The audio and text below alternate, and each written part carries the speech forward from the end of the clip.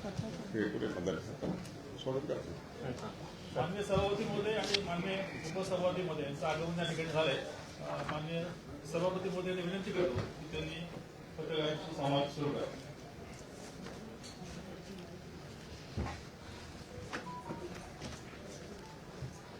उद्या नागपूर येथे सुरू होत असलेल्या हिवाळी अधिवेशनाच्या पार्श्वभूमीवरती विधानमंडळ आणि प्रशासन या माध्यमातून पूर्वतयारीचा आढावा हा सकाळी बैठकीमध्ये घेण्यात आला। किंवा काही ठिकाणी प्रत्यक्षात भेटी देखील घेतलेल्या आहेत आणि त्यामुळे उद्या सुरू होत असलेल्या हिवाळी अधिवेशनामध्ये ज्या अत्यावश्यक सुविधा विधानमंडळाच्या सदस्य असतील, त्याचबरोबर मंत्री, त्याचबरोबर विधानमंडळ परिसरातील सुविधा, निवास व्यवस्था, त्याचबरोबर सुरक्षा व्यवस्था, पार्किंग, मुख्य प्रतोद आणि प्रतोदांचे ऑफिसेस या संदर्भामध्ये देखील, त्याचबरोबर दूरध्वनी, पाणी पुरवठा, स्वच्छता, अग्निशामक, पत्रकार यांच्या देखील व्यवस्था करण्याच्या संदर्भामध्ये सखोल असा आढावा घेण्यात आलेला आहे। त्याचबरोबर कोणत्याही परिस्थितीमध्ये कोणाची गैरसोय होणार नाही।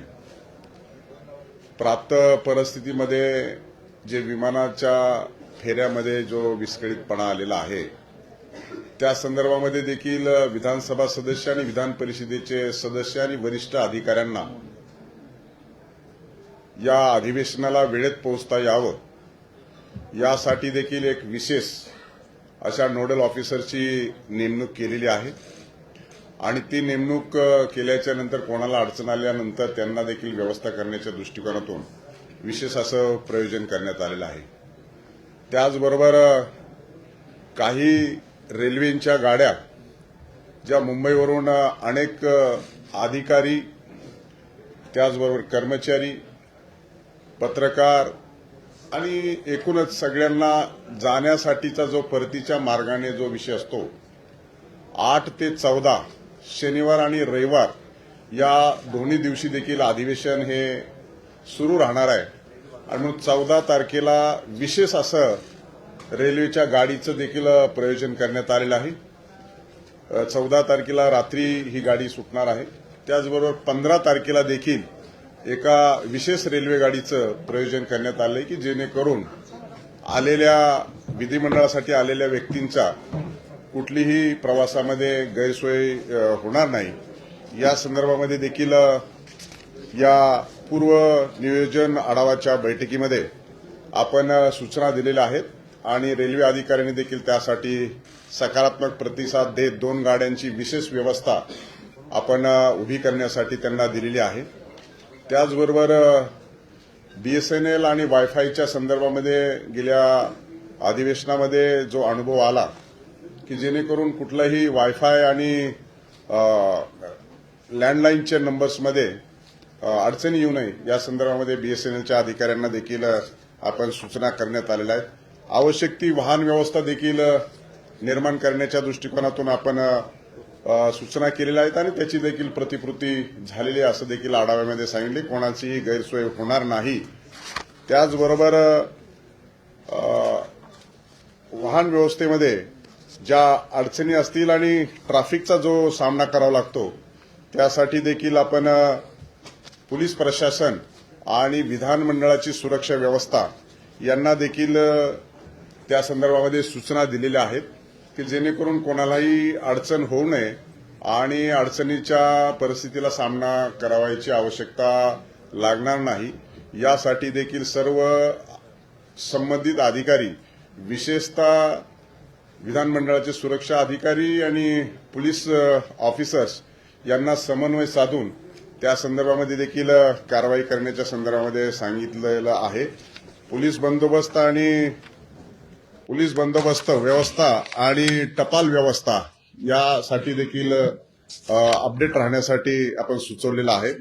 आरोग्य व्यवस्था आणि औषधीय सेवेच्या संदर्भामध्ये देखील आपण हिरकणी कक्ष असेल, त्याचबरोबर आपल्या विधान सभा आणि परिसराच्या समोरचा जो भाग असेल तिथं देखील अँब्युलन्स आणि डॉक्टर्सला उपस्थित राहण्याच्या संदर्भामध्ये सांगितलंय. ते दरवेळेच आपण सांगतो आणि यावेळेस देखील आपण सांगितलेलं आहे. एकूणच विधान परिषद, विधानसभा, महिला बचत गटांचे स्टॉल्स, त्याचबरोबर सुयोग येथे होत असलेले पत्रकारांच्या व्यवस्था, भोजन व्यवस्था, आमदारांचं निवासस्थान या संदर्भामध्ये सर्वतोपरी व्यवस्था ही चोख ठेवण्याच्या संदर्भामध्ये संबंधित विभागाने दखल घेतलेली आहे, कार्यवाही केलेली आहे.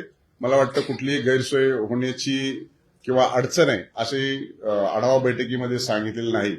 त्याचबरोबर आज संध्याकाळपर्यंत ज्या काही अपुऱ्या व्यवस्था आहेत त्या देखील पूर्ण करण्याच्या दृष्टिकोनातून आपण सूचना दिलेल्या आहेत आणि इतर व्यवस्थेच्या संदर्भामध्ये देखील आपण त्यांना सूचना दिलेल्या आहेत आणि अतिशय प्रशासनाने चांगल्या पद्धतीनं त्याचं नियोजन देखील केलेलं आहे. आणि हे नियोजन होत असताना उद्या अधिवेशन सुरू होत आहे. आज आपण आढावा घेतलाय, परंतु 8 डिसेंबरला अधिवेशन होणार हे आपण पावसाळी अधिवेशनामध्ये जाहीर केलं असल्या कारणानं आपण त्यासाठी पूर्वनियोजित बैठका देखील 13 ऑक्टोबरला देखील बैठक झाली. त्याचबरोबर निवास व्यवस्थेच्या संदर्भामध्ये 14 नोव्हेंबर आणि 18 नोव्हेंबर माननीय उपमुख्यमंत्री यांच्या माध्यमातून देखील या बैठकीचं नियोजन झालेलं आहे. ही 4थी बैठक होती आणि त्याच्यामध्ये आढावा घेण्यात आलेला आहे. वेळोवेळी सगळ्या सूचना दिल्याची अंमलबजावणी प्रशासकीय अधिकाऱ्यांनी ही केलेली आहे आणि व्यवस्था सगळ्या परिपूर्ण झालेल्या आहेत. आणि त्यामुळं उद्याच्या अधिवेशनासाठी विधानमंडळ हे सज्ज झालेलं आहे. निश्चितच या अधिवेशनाच्या माध्यमातून विदर्भासहित महाराष्ट्राला चांगल्या पद्धतीचा संदेश जाईल आणि कामकाज सुरळीत आणि व्यवस्थित पार पडेल या संदर्भामध्ये विधानमंडळ आता तयारीत आहे.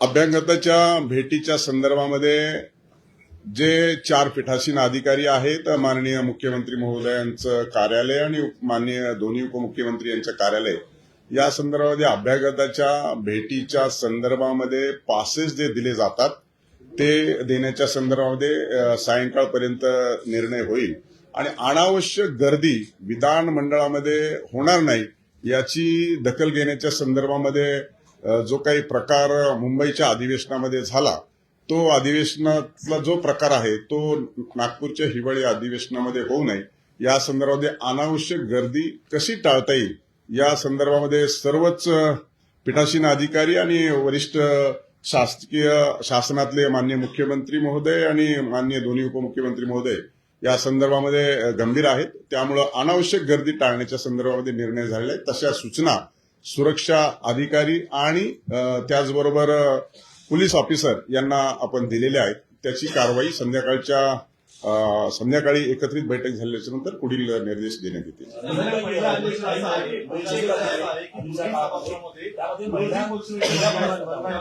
वन बाय वन बोलले तर मला सगळ्या प्रश्नाची उत्तर देता येतील.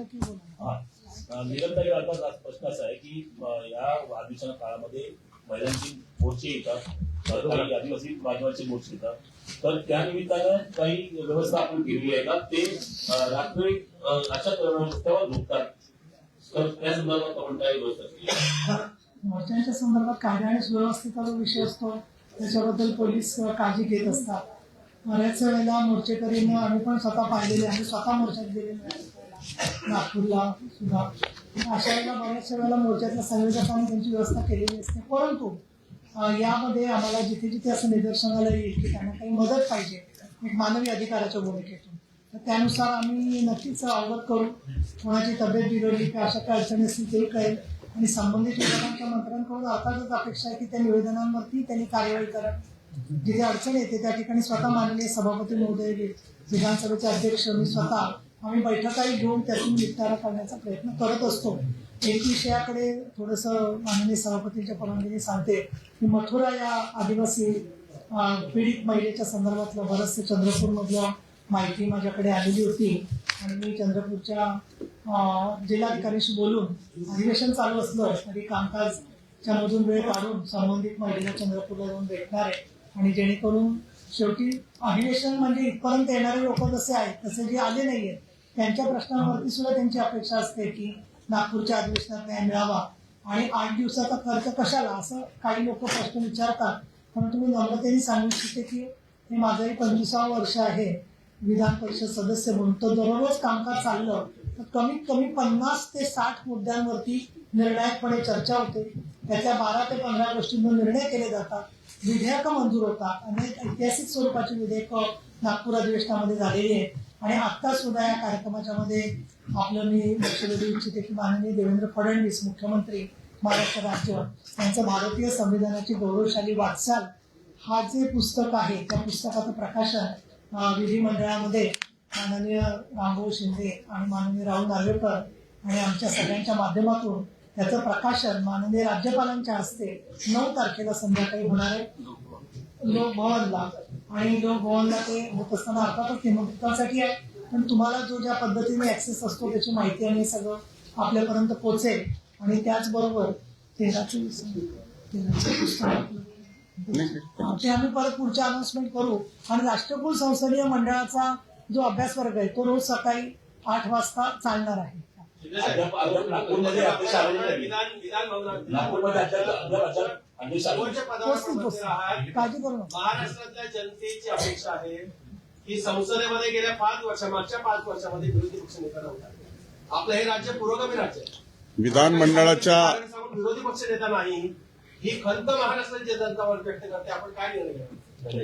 विधानमंडळाचं कामकाज उद्यापासून सुरू होत आहे. त्या संदर्भामध्ये उद्या काय होणार ते आज सांगता येणार नाही. त्याच्यामुळं हिवाळी अधिवेशनाच्या पूर्वतयारीच्या अनुषंगाने बोलवलेल्या या पत्रकार परिषदेमध्ये आवश्यक त्या अडचणी, त्रुटी, उणिवा आणि सुरळीत अधिवेशन पार पाडण्याच्या दृष्टिकोनातून ही पत्रकार परिषद आपण बोलवली. आणि त्यामुळं कुठलाही संवैधानिक निर्णय किंवा घेतलेला निर्णय जाहीर करण्याची ही पत्रकार परिषद नसल्या कारणानं मला असं वाटतं की त्या विषयाच्या मर्यादित जर प्रश्न विचारले तर अधिवेशन सुरळीत पार पाडण्यासाठी आपल्या सर्वांचा उपयोग होईल.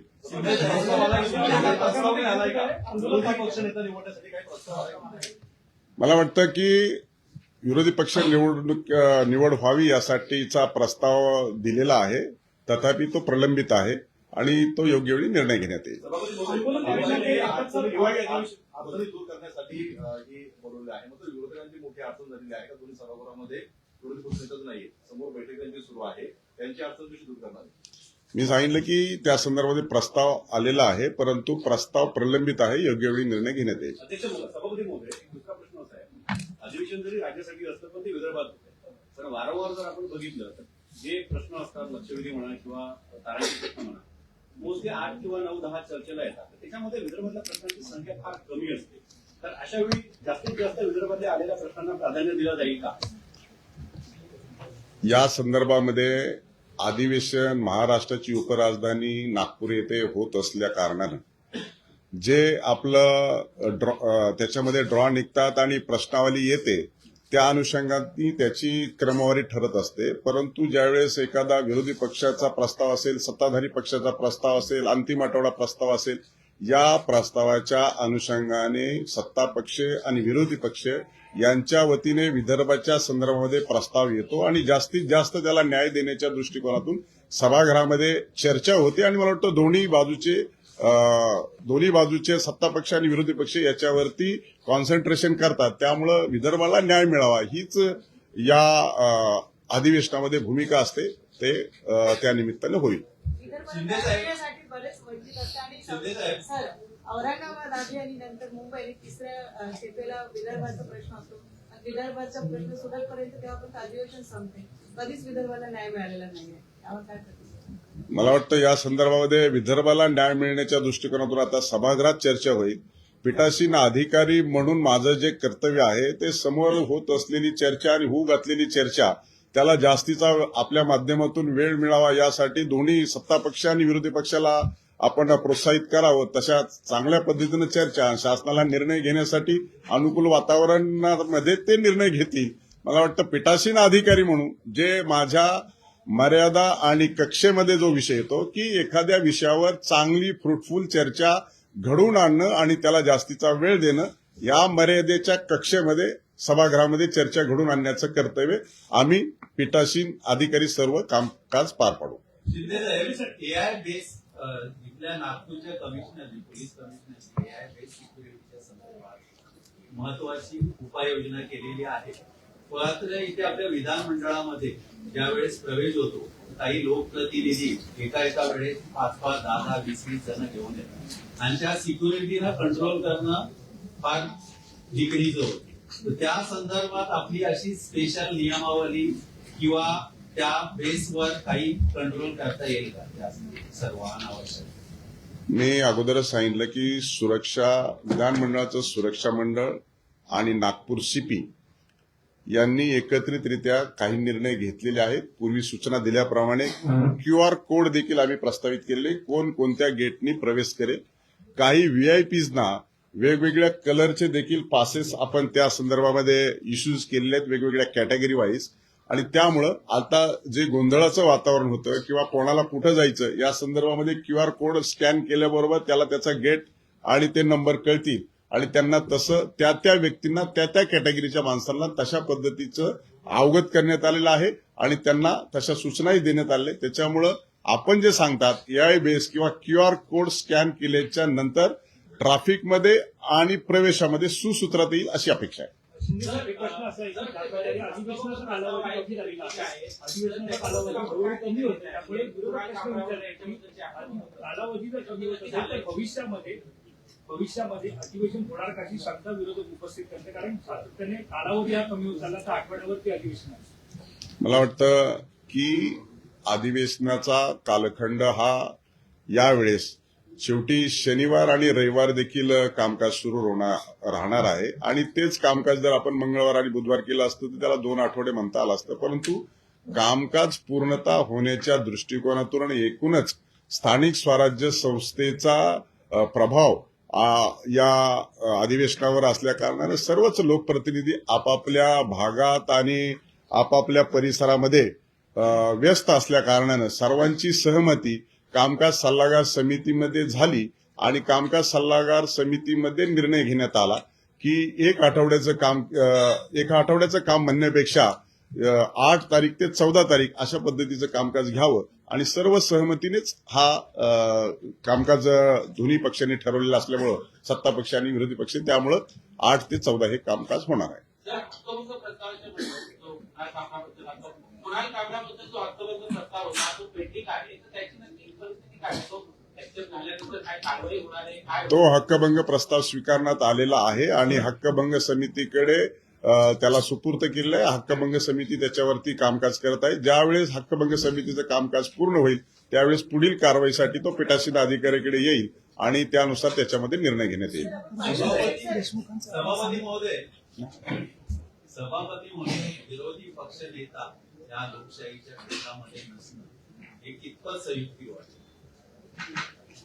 मला असं वाटतं की त्या संदर्भामध्ये गेल्या अनेक वर्षापासून प्रथा आणि परंपरा सुरू आहेत आणि म्हणून पूर्वीच्या कालखंडामध्ये ज्या पद्धतीनं विधानसभेचा उपाध्यक्ष हा विरोधी पक्षाचा असायचा, विधान परिषदेतील उपसभापती देखील विरोधी पक्षाचा असायचा आणि म्हणून आता जे 1947 मध्ये स्वातंत्र्य मिळाल्याच्या नंतर झालं ते आता 2025 मध्ये देखील अभिप्रेत आणि अपेक्षित आहे असं नाहीये आणि त्यामुळं आपण जे म्हणताय ते बिलकुल महत्वाचं आहे की लोकशाहीमध्ये सत्ता पक्ष आणि विरोधी पक्ष देखील असणं आवश्यक आहे.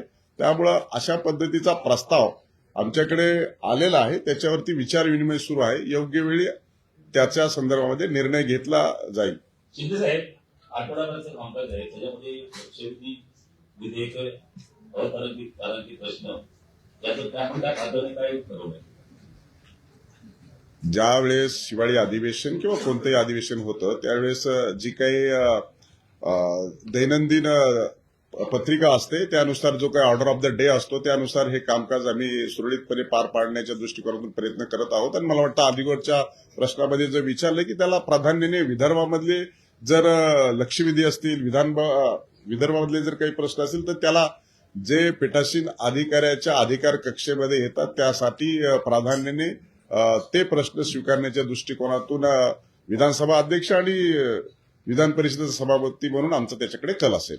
पार्किंगचं जे बोललात तर सभापतीमध्ये एक पार्किंगची प्रश्न असा व्यवस्था आहे आहे की एका दिवशी 10-15 लक्षवेधी चर्चेला येतात. हा वारंवार मुद्दा प्रत्येक अधिवेशनामध्ये उपस्थित होतो. तर लक्षवेधीची संख्या मर्यादित असावी या संदर्भात आपण काही निर्णय घेणार आहात का, घेतलेला आहे?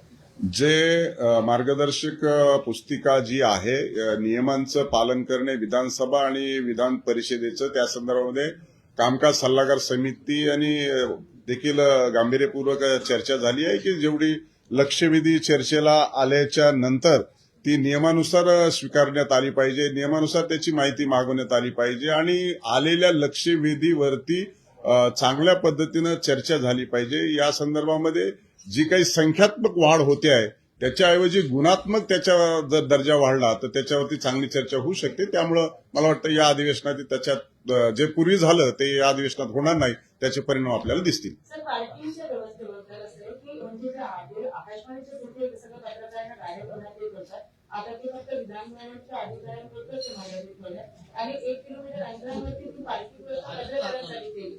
ही पार्किंग व्यवस्था ती सुरळीत तिथेच करण्यात आली अशा पत्रकारांच्या पार्किंग व्यवस्थेच्या संदर्भामध्ये आपलं जे म्हणणं आहे ते मी तपासून पाहतो आणि आपल्या गैरसोय होणार नाही याची काळजी घेण्यासाठी संबंधितांना सूचना देतो. आपली गैरसोय होणार नाही या संदर्भामध्ये संबंधितांना मी निर्देश देतो. सभापती महोदय अधिवेशन वाढणार आहे. तो माझा अधिकार नाहीये. आता माननीय राज्यपाल त्या संदर्भात ठरवतील. सरकारचं आमदारांबरोबर त्यांचे काही कार्यकर्ते अनेकदा येताना पाहायला मिळतात, त्याच्यामुळे अनेकदा काही वादाचे प्रसंग देखील पाहायला मिळतात. तर त्याच्यामुळे त्या कार्यकर्त्यांना समज त्या आमदारांनी द्यावी अशी सूचना तुम्ही करणार आहात? अधिवेशनच्या कालखंडामध्ये मेन गेटवरती सुरक्षा मंडळाला डावलून आणि पोलीस संरक्षणाला डावलून अभ्यागतासाठी पास नसलेली व्यक्ती आतमध्ये जर प्रवेश केला तर तात्काळ पोलीस आणि सुरक्षा मंडळ संबंधित दोन्ही सभागृहाच्या पीठासीन अधिकाऱ्यांना सूचना देतील आणि त्या संदर्भामध्ये आवश्यक ती उचित कारवाईच्या संदर्भामध्ये विधानसभा अध्यक्ष असतील किंवा मी विधान परिषदेचा सभापती म्हणून असतो, दोन्ही सभागृहाच्या सदस्यांना त्या संदर्भामध्ये कोणीही व्यक्ती विदाऊट पास, विदाऊट अभ्यागताच्या विदाऊट पासशिवाय प्रवेश करणार नाही याची काळजी घेण्याच्या संदर्भामध्ये आमच्या स्तरावरून सूचना दिलेल्या आहेत आणि आता सुरक्षा मंडळ आणि पोलीस प्रशासनाच्या स्तरावरून देखील सूचना त्याची अंमलबजावणी करण्याच्या संदर्भामध्ये निर्देश देण्यात आलेले आहेत. शिंदे साहेब, एक प्रश्न असा आहे की आता तुम्ही थोड्या वेळा म्हणाल की 1947 साली जे स्वातंत्र्य आपण 2025 ला होतं तीच परिस्थिती, पण याच महाराष्ट्राने हे बघितलं आहे की 1980 ते 1982च्या दरम्यान पुरेशी संख्याबळ नसतेवेळी सुद्धा मृणाल गोरे सारख्या नेत्याने विरोधी पक्ष नेतेपद दिलं, तर तुम्ही तुमची जबाबदारी काय करताय? वारंवार 1947 2025चा जो रेफरन्स सांगताय, कारण संख्याबळ नसतेवेळी सुद्धा 3 विरोधी पक्ष नेते या राज्याने बघितलेले आहेत. नाही, दोन्ही सभागृहात 3 विरोधी पक्ष नेते कसे? 3 वर्षामध्ये 3 वेळा पुरेशी संख्याबळाचे जे कारण दिलं जात आहे त्यावेळेस तोच नियम होता सगळ्या गोष्टी. मी तेच सांगतोय की आपण प्रस्ताव आमच्याकडे प्रलंबित आहेत, योग्य वेळी त्या संदर्भात निर्णय घेण्यात येईल. नाही, मला असं वाटतं एक प्रश्न पुन्हा पुन्हा चर्चेला आला तर उत्तरात काही बदल होणार नाही. आपण इतर प्रश्न विचारलेला आवश्यक. सभापतींचा आणि अध्यक्षांचा जो अधिकार आहे ना त्याच्यावर चर्चा होऊ शकते, पण एक मिनिट पण ती चर्चा होत आपला असताना सर्वोच्च मान परस्पर ठेवून आम्ही चर्चा सगळ्या प्रश्नाला उत्तर द्यायला बांधील आहोत. प्रश्न मर्यादेच्या बाहेर आणि आमच्या कार्यकक्षेच्या बाहेर विचारला नाही तर बरं राहील. विधान भवनाच्या परिसरात इमारतींच्या आत जाणार आहे. त्या अधिवेशनाच्या कामाला सुरुवात होईल असं म्हटलं जात आहे. त्यामुळे पुढचे अधिवेशन रात्रात होणार नाही सांगितलं जात आहे. चर्चा आहे. प्रश्न आपण हिवाळी अधिवेशन आहे आणि या इमारती बऱ्याच अंशी जुन्या झालेल्या आहेत. नव्याने इमारत बांधणे प्रस्तावित आहे, परंतु आपण जे म्हणतात त्याच्यामधले कुठलंही तथ्य नाही. परंतु नवीन इमारत बांधण्याच्या संदर्भामध्ये विधानमंडळ आणि शासन संयुक्तरित्या त्या संदर्भामध्ये विचार करत आहे, परंतु अधिवेशन होणार नाही याच्यातलं कुठलंही तथ्य नाही. नाही, एक मिनिट राजू थांब एक मिनिट. अधिवेशन नागपूरला होणार नाही हा संपूर्णपणे अपप्रचार आहे. कुठे होणार काय होणार त्याचा तपशील तुमच्यासमोर योग्य वेळेला येईल, पण जोपर्यंत आपण संयुक्त महाराष्ट्रात आहोत तोपर्यंत नागपूरचं अधिवेशन होणारच मी ते सांगितलं. 2 वाजले, तुम्हाला दुसऱ्या पत्रकार परिषदेला जायचं नाही का?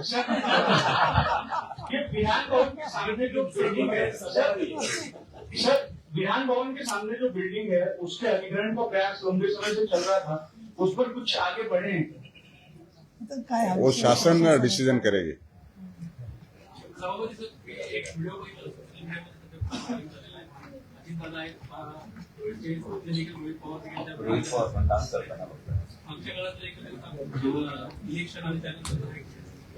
ते अगोदर आणि एकत्र डान्स करतात, समजायला हरकत नाही.